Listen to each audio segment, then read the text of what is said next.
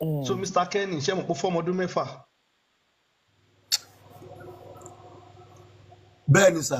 ṣẹ́yìn lè fẹ́ ọmọ ọdún mẹ́fà. mo lè fi ọmọ ọdún mẹ́fà sà. nǹkan tí wọ́n sọ fún yín àbí ẹ̀yin ti ṣèwádìí fúnra yín nǹkan tẹ́ fẹ́ sọ.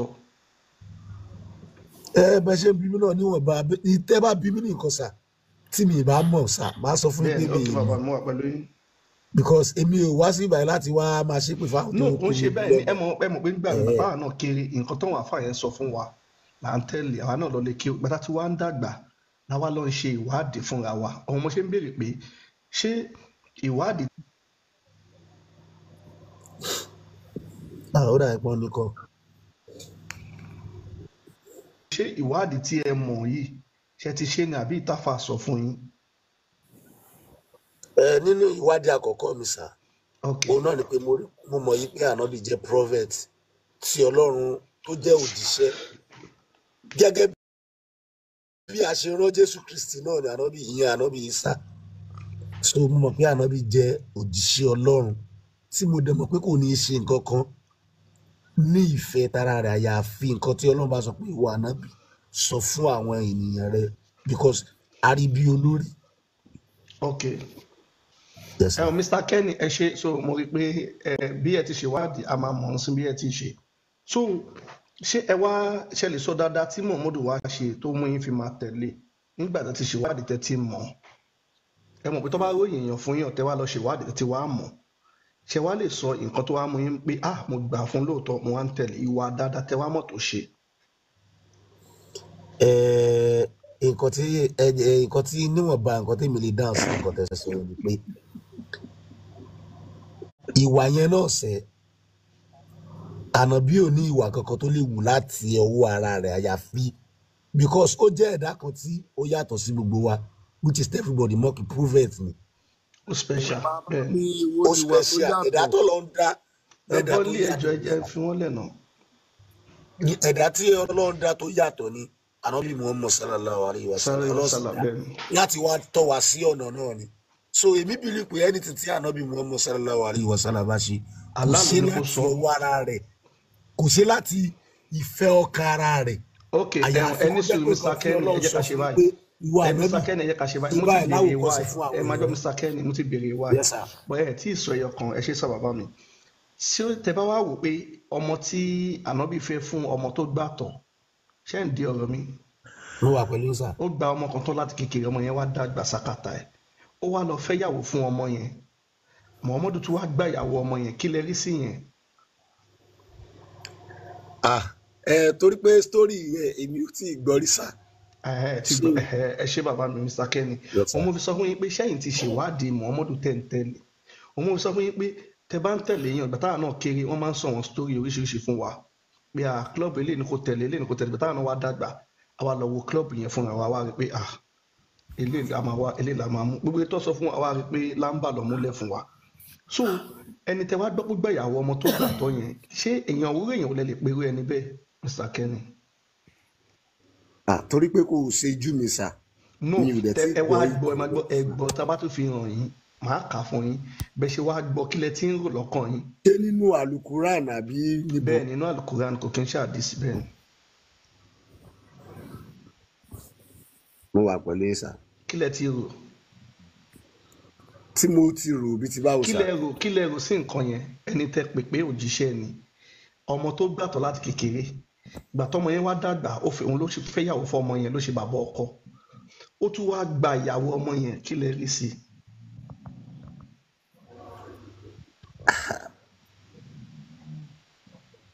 mi tí lè ṣèdájọ́ lọ́wọ́ ara mi ẹ̀yin àgbàlagbà náà kò sọ kílẹ̀ rí náà ẹ kọ́kọ́ kílẹ̀ rí sí nǹkan yẹn. kò sí nǹkan tí mo rí torí pé kò ń ṣe nǹkan tí mo mọ̀ tí mo dẹ̀ tí ì rí báyìí. ẹni tí gẹ̀ẹ́sì bí tí mo lọ ẹ̀yin gangan nínú ọ̀rọ̀ yẹn máa sọ pé sí is believing. ẹ mú mọ ẹ máa rí èmi kàn sọ pé ẹ jẹ́ ká kọ́kọ́ dájọ́ iná èmi sọ ìtàn kan fún yín pé mi lè dájọ́ nǹkan tí mi mọ̀ mi lè dájọ́ nǹkan tí mi mọ̀. ẹ Mr. Kenny ẹ má ṣe yọ̀nà ẹ kẹ́mi sọ̀tàn fún yín mo mọ bọ̀bọ̀ kan bàbá tó gbà tọ́ dàgbà gbàtí bàbá yẹn tọ́mọ yẹn dàgbà bàbá yẹn wá ṣègbéyàwó fọmọ yẹn ó fẹ́ yàwó fọmọ yẹn ọmọ yẹn wá ní ìyàwó tí bàbá yẹn fẹ́ fún wọn kàn mú tí ń yọ lára ọmọ obìnrin yẹn wá kọ́lẹ̀ bàbá yẹn wá fẹ́ ìyàwó ọmọ yẹn ó wá ní Allah ló ní kó òun fẹ́ kí lẹ rí sí bàbá tó gbẹ̀yàwó ọmọ yẹn. Irú bàbá bẹ́ẹ̀ níwọ̀nba àgbà tó ti fi Allah kún yẹn èmi rò pé báyà Ọlọ́run náà ló tọ́ sọ́nà ìpè kò fẹ́ kí obìnrin fẹ́ mo ti gbọ́ ṣé wàá dá sí nǹkan tó dá wa ni. ṣá. Mr. Kenny daddy ṣé nǹkan tó dá wa ni àbí kò. ẹ má bínú sa olówó Èkó ṣé mo lè sọ̀rọ̀ àbí kí n dákẹ́. no ẹni sùúrù náà ẹ jẹ́ kó dá ẹ má sọ̀rọ̀ ẹni sùúrù ẹni sùúrù ẹ mọ̀ kọ́mọ̀ náà ti ṣèwádìí ló jẹ́ ń béèrè bẹ́ẹ̀ lọ́wọ́ ẹni sùúrù ẹ̀yin ojú ànábì. Mr. Kenny kí lẹ rí sí i. Tó bá jẹ́ pé Ọlọ́run ló darí ẹnìyẹn Ọlọ́run náà ló mọ torí ìdí.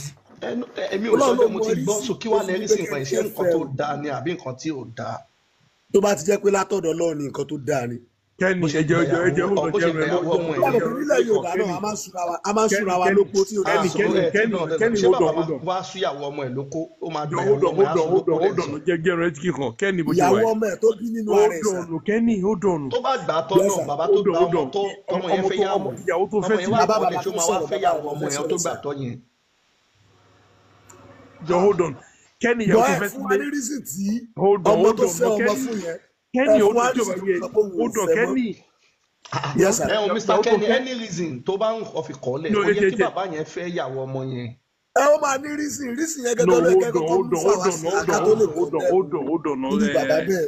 hold on Kenny ìyàwó ká ló fẹ́ yàwó tó ti bímọ kan tẹ́lẹ̀ ìyàwó máa gbọ́ ìyàwó story ìyàwó ẹ̀ ti bímọ kan tẹ́lẹ̀ wá fẹ́ yàwó yẹn ó wà nílé ẹ̀ ọmọ tó bí wọn wá dàgbà ọmọ ìwọ́n tó tọ́jú ọmọ láti bí ọmọ ọdún kan tó gbé 20-30 tó fẹ́ yàwó ìyàwó tó wá fẹ́ sílẹ̀ yẹn tó àti wọn ẹbí wọn jọ ń jà wọn ṣàkóra wọn lẹ ṣé ìyàwó yẹn tọ́ sírù ìwọ lọ sanwó orí ẹ o. ms yes ms bá mi ṣíkùn náà ilẹ̀ 3310 pẹ̀lú fóònù mi ni o. nílẹ̀ Yorùbá 33 kò tọ́ sẹ́mi. ẹ má jẹ́ ká máa ágí ọ̀rọ̀ yẹn jọ Mr. Kenny question kọ́lé fẹ́ béèrè tí ọ̀tá àbúrò yín bá ṣaláìsí ṣé ẹ lè fẹ́ àbúrò ẹ̀ ṣé ẹ lè fẹ́ ìyàwó ẹ̀. no bẹ́ẹ̀ni ilé ẹ má tiẹ̀ ló lọ bẹ́ẹ̀ bàbá sí ọmọ tí ẹ ní ẹ̀hún Mr. Kenny ṣé nǹkan tẹ̀ ń sọ sí pé tó bá jẹ́ alábàáṣe ṣọ́ọ̀dà ẹni sọ ṣọ́ọ̀dà. ẹ̀gbọ́n sí àbúrò gẹ́gẹ́ bí ọ̀rọ̀ tí dáàbò wà ní ẹ má lọ bẹ́ẹ̀ fi ọ̀rọ̀ ẹ̀gbọ́n sí àbúrò àwọn sùlọ nílẹ̀ Yorùbá ṣe máa bá yín láyé ni ó dẹ̀ ṣe lè bẹ́ẹ̀. Mr. Kenny ẹ wo bí báyìí ìtàn táwọn sọ fún yín bàbá sọmọ ni ṣẹ́yìn lè ṣeré là ń sọ. bàbá sọmọ kò pọ́sibú báwo ni bàbá ṣe máa fi ọmọ. ok ẹni sọ ẹ ti gbọ́ ọ̀tá sọ ṣe ti gbọ́ ọ̀tá sọ bàbá gba ìyàwó ọmọ ẹ̀ ṣe lè ṣe. kò pọ́sibú bàbá ò lè bọ̀ kò pọ́sibú kò da nǹkan tí ò da nìyẹn. ẹ jẹ́ tó wá fún yín mi ọmọ tí bàbá kan wá gbàtọ̀ ọmọ yẹn wá dàgbà òun ló fẹ́ yàwó fún ọmọ yẹn o ọmọ yẹn wá lóun fẹ́ yàwó yẹn bàbá yẹn wá fẹ́ ọmọ ìyàwó yẹn ìyẹn náà ńkọ́. ẹni ọmọ tí bàbá kan gbàtọ̀ ó gba ọmọ tó láti kékeré tọmọ yẹn fi dàgbà bẹ́ẹ̀ ni òun ló wá fẹ́ yàwó fún ọmọ yẹn òun ló ṣe bàbá ọkọ lọ́jọ́ ìyàwó ọmọ yẹn àti ìyàwó ẹ̀ ti jọ ṣe pọ̀ dáadáa láìmọye ọdún ọmọ yẹn wá kọ̀ ìyàwó ẹ̀ lẹ̀ bàbá yẹn wá gbà ìyàwó ọmọ yẹn kí lè rí sọ sí yẹn. ẹ máa gbọ́ sà gẹ́gẹ́ bẹ́ẹ̀ ṣe ṣàlàyé kò ń ṣe pé ọmọ tí bàbá yẹn gbàtọ̀ sà kì í ṣe pé ó kú sà. ọmọ tó gbàtọ̀ bí mo ṣàlàyé fún mi mo lọ́mọ tó gbàtọ̀ ni ọmọ tó gbàtọ̀. bọ̀ kò ń ṣe pé ọmọ yẹn kú ọmọ yẹn ò kú ìgbà tó wá gbẹ̀yàwó ọmọ yẹn tán ó tún wá rán ọmọ yẹn lọ sójú ogun ọmọ yẹn kú sí.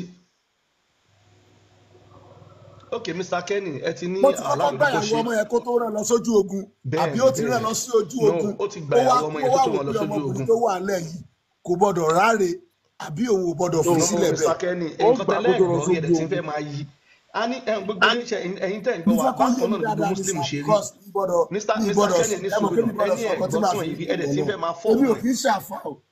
olùgbàdé bá jáfa bákan náà ní gbogbo Muslim Mr. Kenny ẹ jẹ́ ká tún bọ́ sí mi ṣé mọ̀ pé ànábì fẹ́ ọmọ ọdún 6 kan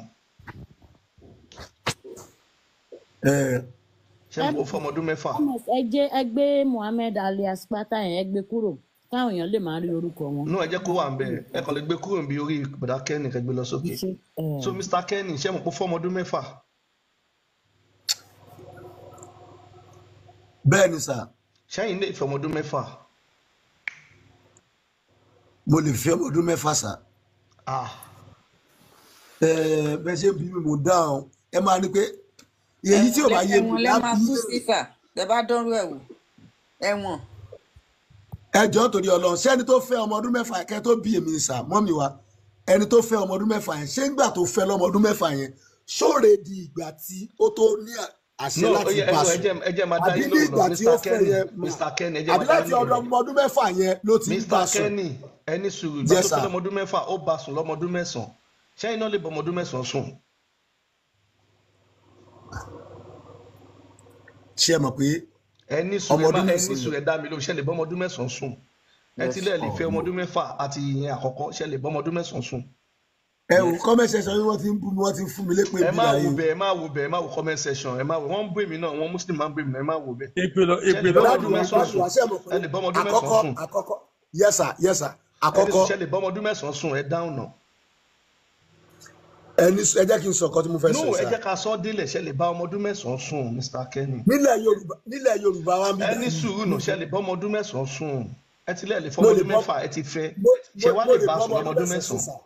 mo lè bọ́ ọmọ ọdún mẹ́sàn-án sùn bọ̀ mo ní ẹ wá bí lè. ẹ máa sọ̀rọ̀ lọ ó ti dà bẹ́ẹ̀ gbogbo ilé ẹ fi wọ́n lẹ̀ ẹ jẹ́ kó máa sọ̀rọ̀ lọ ẹ fi wọ́n lẹ̀ ẹ jẹ́ kó sọ̀rọ̀ lọ. tí bá mọ bí tẹ́ ń gbé yẹ ẹ fi wọ́n lẹ̀ ẹ jẹ́ kó sọ̀rọ̀ lọ náà gbogbo ilé ẹ fi wọ́n lẹ̀.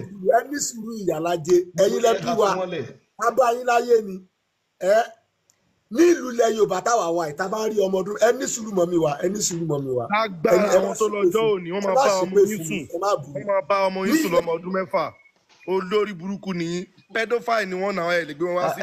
ẹ má ṣe pé fún ẹ fi wọn lẹ wọ́n máa bá ọmọ wọn ọdún mẹ́sàn-án sùn kò sí bó ṣe lè yẹ bó ṣe wà yìí lórí. nǹkan tó sọ yẹn ṣé mo nǹkan tó fẹ́ ṣe ẹ gbogbo ẹ kàn kíyèsí nígbà tó wọlé wọn lọ́wọ́n kì í ṣe àfa bọ nípa àwa wọn ẹ máa mọ̀ pé bákan náà ni gbogbo muslim nǹkan tí mo fẹ́ kájẹ́ káwọn èèyàn máa rí nìyẹn bákan náà ni gbogbo wọn kò sí nǹkan tẹ bá ní Muhammadu ṣe kúrò àti òdà wọn máa gbèjà ẹ lọ ni wọn ṣe ní kájẹ́ kó sọ̀rọ̀ kí gbogbo lè gbọ́ wọn.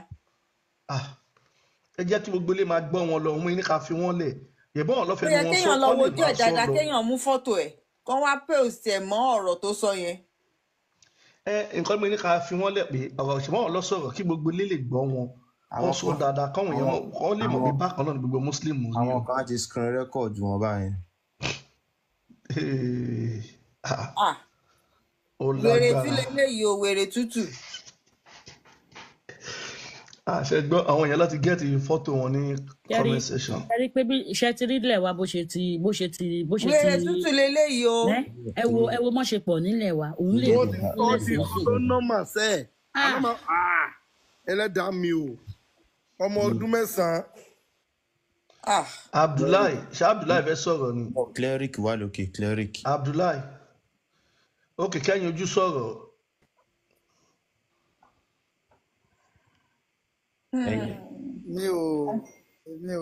èmi ò kọjá ààyè mi sí yìí o mi dẹ̀ dúró láti rí i. olówó èkó ẹjọ́ ẹ má bínú ẹjọ́ ẹ má gbàrú àwọn yẹn láàyè mọ́ ẹjọ́ tó bá ti rí kọ́rọ̀ wèrè náà sọ ẹ drop wọn straight ọ̀rọ̀ rúrùn náà.